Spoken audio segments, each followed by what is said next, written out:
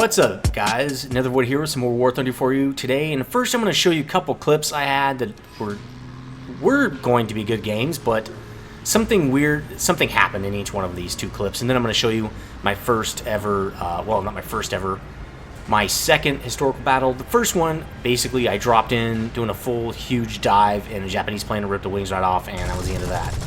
So right here, I'm trying to do a combat cap, slow my speed down a little bit, firing my guns to do that. Got my gear down, the flaps down. Now, I have to pull back the flaps, though, when I get on the runway, or I will not hit the ground. There will be too much lift, and I think there's too much lift right here. Yep, I forgot to pull up my flaps. So I hit the ground a little hard there. Flaps are now off, but I'm at the end of the runway, and no cap. Almost capped it. In fact, if I would have stayed on the ground a little longer, I probably would have just capped it. So watch this. I come around, trying to get in here before somebody else.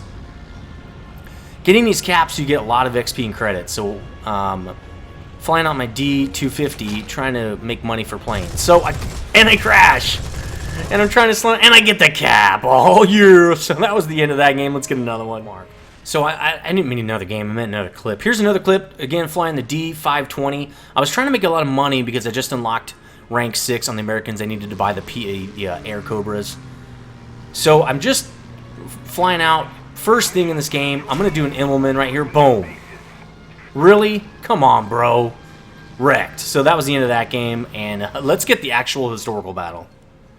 So here's the actual battle I wanted to show you. This is a historical battle. I'm flying out in the Americans right here, F4, F3.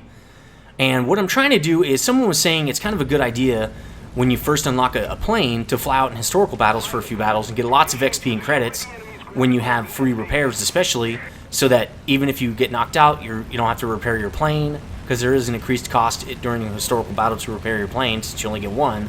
And also you get a huge amount of XP, which should unlock a lot of, all the upgrades on your plane. So here I am. I love that there's takeoff in historical battle. I love that. I'm trying to pull up, just get some altitude. Then I remember, oh crap, wait a minute. I can stall in historical battle. At least I think I can. So I'm just correcting it right here. I got loaded up, I think, a couple of 100-pound bombs or 100-kilogram bombs, and I think I have 450 cals on this thing. One of the reasons I wanted to show you this is there's a big thread on the forums kind of discussing how can we get more people into FB and full realistic battle, or historical battle and full realistic battle. And I was thinking, basically, I think the reason why a lot of people don't play historical battles is because you're going to see in this video, I spend probably half of my time in this game just getting to the objective. And that's because historical battles have larger maps, and there's some good reason for that, especially since you have to fly all the way back to base to reload. And you don't really want tons of enemies right on your airfield the whole time. And that is really possible if you move the airstrip too close. Because what my thinking is, the reason why historical battles are just not as popular is because there's just not as much action.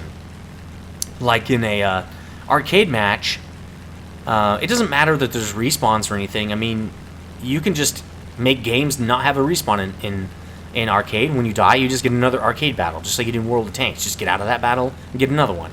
I think it's just because when you spawn in an arcade, you literally have maybe 20 seconds to get into the action in most cases. But in a historical battle, going from base to the objective and back is a huge part of the battle, and that's just for one reload. I do like that there's a few things about historical battle much better. And actually, I like historical battle better. I like that there's no aiming reticle. I like that there's no reload in the air. I like that you have to land to reload. I like that you only get one plane. I mean, that's kind of the playstyle I already have, so that kind of suits me well anyway. Where you have to pick your targets a little bit better. I also like that there's improved flight models, so not every plane's a UFO, and Germans are more boom and zoom, and Brits are more turn and burn, stuff like that. But I think the biggest thing is just the spawn points and where the base is at. I mean, look at it's been, I don't know how many minutes. I can't really tell in this. Let's see. Okay, I'm already 3 minutes into this, and I haven't even seen an enemy. So I really think that's the biggest problem with historical battles. Let me know in the comments what you think about historical battles, because I'm pretty sure that's the reason why arcade is so populated. It's just fun. Arcade's a lot like an FPS where you spawn and you're in the action pretty quick. Like I said, about 30 seconds and you're in the action. But here's historical battles here. You know, now we're up to 3 minutes 30 seconds. That's a long time in gaming now.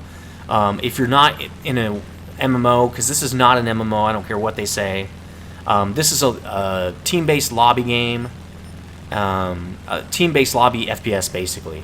Instead of a gun, you have a plane. I mean, it's not... There aren't that many differences. Even when they... Unless... Well, I don't really know how they're going to implement World War, but if it's like anything like wargaming, where you basically fight over parts of the map using these lobby-based games, then it's still not going to be an MMO. So anyway, I finally get to the objective. The objective is to kill all the enemy emplacements here. Got some AA and artillery back here. Looks like the Buffalo beat me there, which is not surprising since he probably has can cruise faster than I can. Okay, now I see my first enemy, and we're 4.5 minutes into the game. So I'm coming in. I'm gonna pick out some ground targets here because I thought ground targets were worth a little more in historical than they are in arcade. So I'm coming in on some AA here.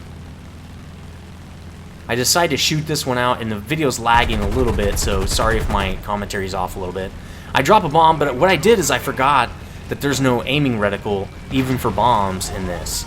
So my bomb did not hit. But that's fine. That's just going to take some time for me to kind of learn what I'm doing. So taking out a couple more ground targets here.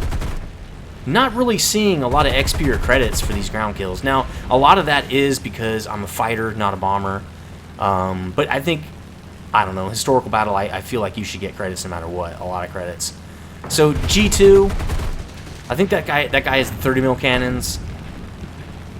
Also, since there's not a lot of population on HB, the games are very imbalanced, I think, still with the matchmaker, because this is a rank 5. I think that G2 is a rank 13. That could be wrong. It could be a rank 11. The BF-109F4 could either be rank 7 or 8, I think. But more importantly, also, I tried to get an historical battle on the US server, and look, it kicked me to the EU server. Probably because there wasn't enough people. And instead of me just waiting, which would have been nice, you know, they just kicked me. So I'm shooting this F4, kicking his butt pretty good, actually. Now, one thing that's cool about historical battle is since there is no lead indicator, just flipping your plane around a little bit isn't going to throw anybody off because it doesn't really move your plane significantly. So you can still pretty much just shoot straight wherever you were shooting before. Got a nice kill on that guy, the F4. A decent amount of credits in XP, but it doesn't seem like a lot more than arcade. I mean, it was a lot, but I guess when you're used to getting 5 kills or something like that, 1 kill in historical just doesn't seem like that much. The one nice thing about having an all 50 cal plane is you don't have to go back to base a lot. With cannons, you run out pretty quick. You usually only get 30 rounds or so, and then you're gone. Also, with the flight models, it's a lot easier to stay on a guy's tail. As you can see, I'm not going as fast as I probably would be going in arcade. Going about, even in a little bit of a dive here, 300.